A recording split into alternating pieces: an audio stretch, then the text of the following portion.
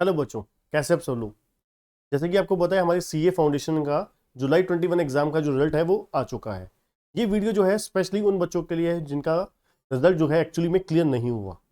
तो बच्चों, मैं आप लोगों के लिए कहना चाहूँगा, देखिए, ज़िंदगी में हार जीत तो चलती ही रहती है, ठीक है ना। ज़िंदगी में हार जीत तो चलती ही रहती है। अगर देखिए आपने इतने बड़े कोर्स में आपने ज्वाइन किया है, तो यहाँ पर कहीं ना कहीं आपका रिस्क तो रहता ही है। आपको सोचिए ना, आपका 26% रिजल्ट आया है, 26% रिजल्ट आया है। तो आप ये मत सोचिए कि आप रह गए हैं, है ना। अब देखा जाए, हर 4 में से 3 बच्चे फेल हुए हैं, सिर्फ एक बच्चा पास हुआ है। अब यहाँ पर देखने वाली बात ये होती है कि अब हमें क्या करना चाहिए नेक्स्ट। अब मैक्सिमम बच्चे सीए फाउंडेशन में फेल होने के बाद ये सोचते हैं कि सर मैं छोड़ दूंगा, मेरे से अब मेरी बस की बात नहीं है। एक्चुअली में बहुत ज़्यादा टूट जाते हैं अंदर से कि मेरे से हो ही नहीं पाएगी। अगर मैं सीए फाउंडेशन में ही फेल हो गया हूँ तो आगे मैं क्या इंटरमीडिएट में, क्या मैं सीए फाइनल में पास होऊंगा, है ना। तो बहुत अलग अलग तरीके के हमारे मन में नेगेटिव ख्याल चलते रहते हैं हमारे, जो क्या है एक्चुअली में मैक्सिमम बच्चों के दिमाग में यही कुछ चलते रहे होते हैं, है ना, जो रह जाते हैं।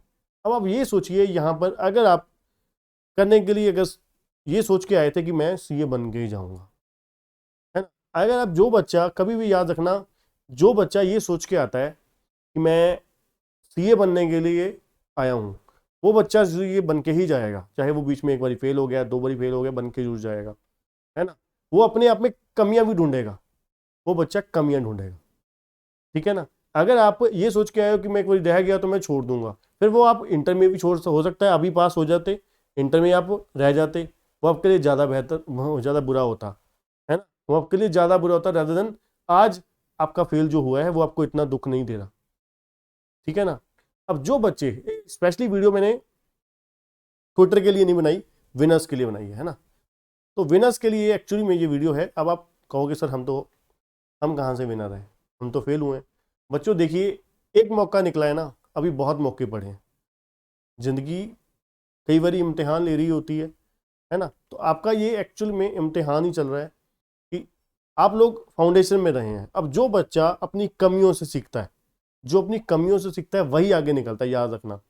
अब आप यहीं पर ही रोते रह जाओगे, बैठे रह जाओगे, तो कुछ नहीं बनने वाला, यहाँ पर कुछ नहीं बनने वाला, है ना। तो इसलिए ये देखिए कि मैंने कहाँ कहाँ पे कमियां करी, कहाँ कहाँ पे कमियां करी, तो वो बहुत ज़्यादा इंपॉर्टेंट होता है। अगर आप वाकई आप अपनी कमियों से, अपनी गलतियों से सीखना चाहते हैं, तो आप जरूर एग्जाम दोगे, दोबारा दिसंबर में बैठोगे और पास होगे, है ना। आप अपनी कमियों से सीखोगे और पास भी जरूर होगे, क्योंकि जो बंदा कमियों से सीखता है, उसको लेके बैठा नहीं रहता, वही बंदा आगे बढ़ता है।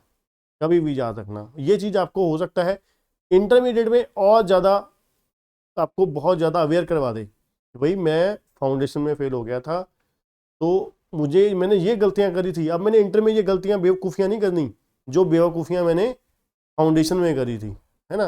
तो वो आप बहुत ही समझदार हो जाओगे, बहुत ही ज़्यादा अवेयर हो जाओगे।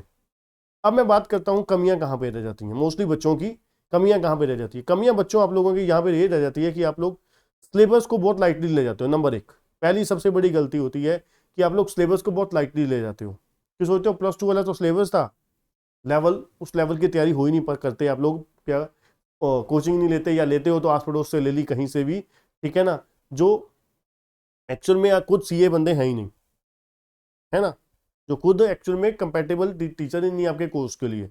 मैं ये नहीं कहता कि वो बुरा पढ़ाते हैं या कुछ है, बस आप देखिए, जो बंदा आपके कोर्स के साथ डील घुसा हुआ है उस लाइन में, या फिर ऑब्जर्व कर रहा हुआ है, उसने एक्सपीरियंस, वही बंदा आपको सही गाइडेंस दे सकता है, कभी भी याद रखना, है ना।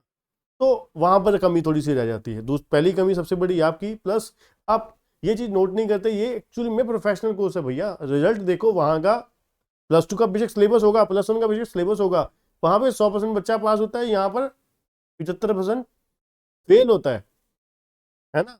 फेल होता है, वो फेल करने के लिए बैठे हैं फाउंडेशन में, सीए में फेल करने के लिए बैठे हैं, ना कि पास करने के लिए। पास आपको खुद होना पड़ेगा, अपनी मेहनत दिखा के, अपनी टैलेंट दिखा के आपको, है ना। वो पास वो नहीं करेंगे, आपको होना पड़ेगा, खुद होना पड़ेगा, अपनी अच्छी हैंडराइटिंग से, अच्छी प्रेजेंटेशन स्किल से, आपकी अच्छी स्टडी से, अच्छे आपके स्पीड से, इन सब चीज़ों से आपको आगे बढ़ने का मौका होगा। अब जो बच्चों की सबसे बड़ी प्रॉब्लम आती है, अब देखिए आप लोग क्या है, टेस्ट सीरीज जो मैं सबसे इंपॉर्टेंट बताऊंगा हमारे केसीसी ट्यूटोरियल में, सबसे जो इंपॉर्टेंट होता है, क्लासेस तो देखिए सब जगह पे आपको मिलेंगी, है ना। हमारे क्लासेस के साथ साथ एक सबसे जो बेस्ट चीज़ हमने जो बहुत ही शानदार डेवलप करी हुई है, वो है हमारी टेस्ट सीरीज का मेथड। टेस्ट सीरीज का मेथड बहुत ही यूनिक है, जो नॉर्मली आपको देखने को कहीं पर भी नहीं मिलने वाला, है ना। टेस्ट सीरीज का जो मेथड है वो हमारा टोटली यूनिक है, बिल्कुल डिफरेंट है। अब वो कैसे, मैं आपको एक एक करके बताता हूं। अब देखिए हम लोग एक्चुअली में, अगर मैं बात करूं टेस्ट सीरीज हमारी किस तरीके से होती है, हमारे यहाँ पे कुल मिला के 3 तरीके से टेस्ट सीरीज ली जाती हैं। पहला जो होता है हमारे एमसीक्यू टेस्ट लिए जाते हैं, जैसे कि आपको पता है पेपर नंबर 3 और पेपर 4 एमसीक्यू है आपका, है ना। नंबर 2 आपका जो पेपर 1 और पेपर 2 है वो है सब्जेक्टिव। नंबर 3 कंप्लीट सिलेबस का टेस्ट लिया जाता है, कंप्लीट सिलेबस का। अब देखिए कुल मिला के अगर मैं बात करूं, एमसीक्यू जो टेस्ट है, एमसीक्यू चैप्टर वाइज टेस्ट लिए जाते हैं, टॉपिक वाइज भी लिए जाते हैं जहाँ पे बड़े चैप्टर हैं, है ना। और जो सब्जेक्टिव हैं वो भी टॉपिक वाइज लिए जाते हैं, चैप्टर वाइज दिए जाते हैं, ठीक है ना। कॉम्बिनेशन भी लिए जाते हैं, और फुल सिलेबस में उसके बाद जब सिलेबस कंप्लीट हो जाता है उसके बावजूद बाद 2 से 3 पेपर लिए जाते हैं अलग से। अब इसमें खासियत क्या हुई, अब एक्चुअली में हमारी जो टेस्ट हमने लेते हैं पूरे जबरदस्त तरीके से लेते हैं, हमारी केसीसी ट्यूटोरियल की ऐप पर लेते हैं। अब लेने का तरीका क्या होता है, मेथड क्या होता है। अब देखिए एक्चुअली में एमसीक्यू जो टेस्ट होते हैं उसमें हम लोग क्या करते हैं, आपको हमारे केसीसी की ऐप पे वहां पर टेस्ट अपलोड कर दिया जाता है topic wise chapter wise, number 1। फिर आपको नोटिफिकेशन जाएगा कि इतने बजे आपका टेस्ट है, टेस्ट आपका हो जाएगा, ठीक है। अब क्या हुआ, टेस्ट आपका स्टार्ट हो गया, ऑन टाइम आपने करना शुरू कर दिया। अब आपने क्या किया, ऑन टाइम फिनिश भी हो गया, टाइमर लगा होगा, घड़ी लगी होगी, वहीं पर बता रहा होगा कि आपको इतने बजे शुरू, इतने मिनट रह गए शुरू होने को, इतने सेकंड रह गए। ऑन टाइम शुरू हो जाएगा, ऑन टाइम फिनिश भी हो जाएगा, ठीक है जी। अगर आप सबमिट पहले कर देते तो पहले हो जाएगा, अगर नहीं करते टाइम पे तो पूरा टाइम कंप्लीट होने पर ऑटोमेटिकली सबमिट हो जाएगा, ठीक है जी।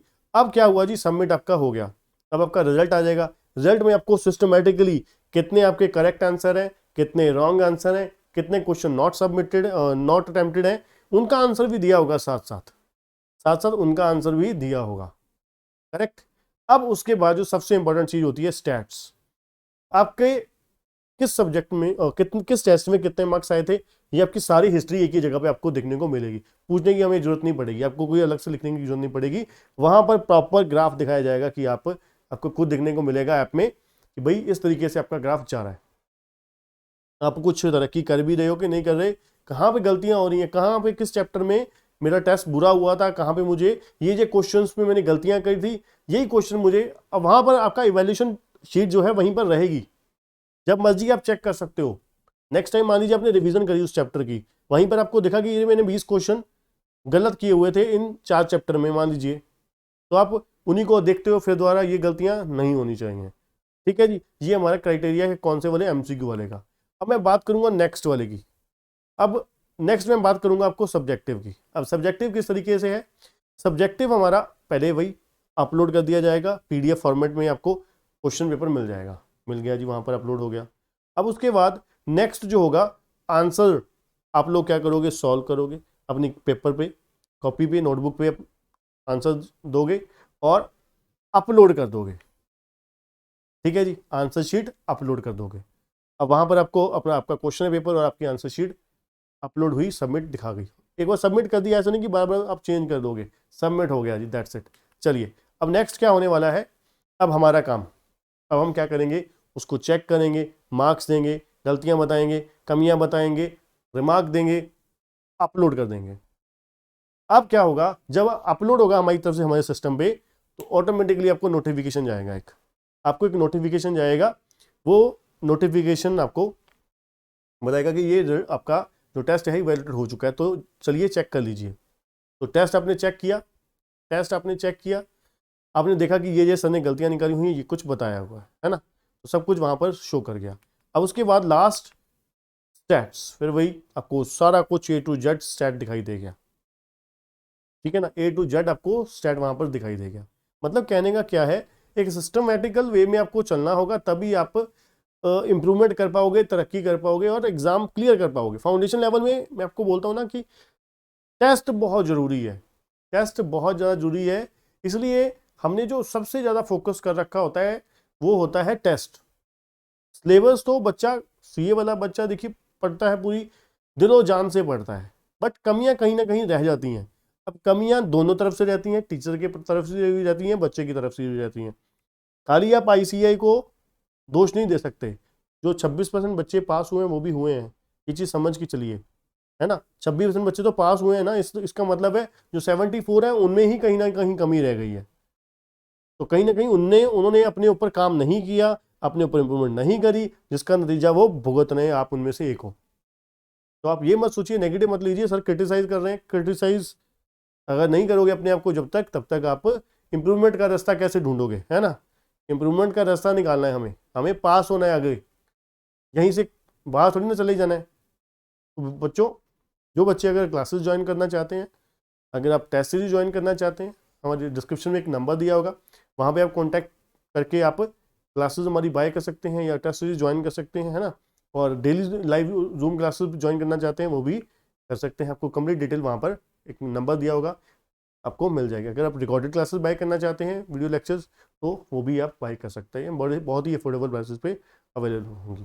ठीक है बच्चों, तो आज के लिए इतना ही, गुड बाय। तो मैं इतना ही लास्ट में कहना चाहूँगा कि बच्चों हिम्मत मत हारिएगा, हिम्मत मत हारिएगा, क्योंकि ये सोच के चलिए कि कोई बात नहीं, ठीक है ना। कोविड में भी तो पिछले साल 6 महीने इतने टाइम खराब कर ही दिया, है ना। भगवान का एक, मान लीजिए कुछ चोट समझ के इसको फ्यूचर के लिए सोच के चलिए कि कुछ शायद भगवान ने अच्छे के लिए ही किया होगा हमारे लिए, है ना बच्चों। तो आज के लिए इतना ही, गुड बाय, थैंक यू।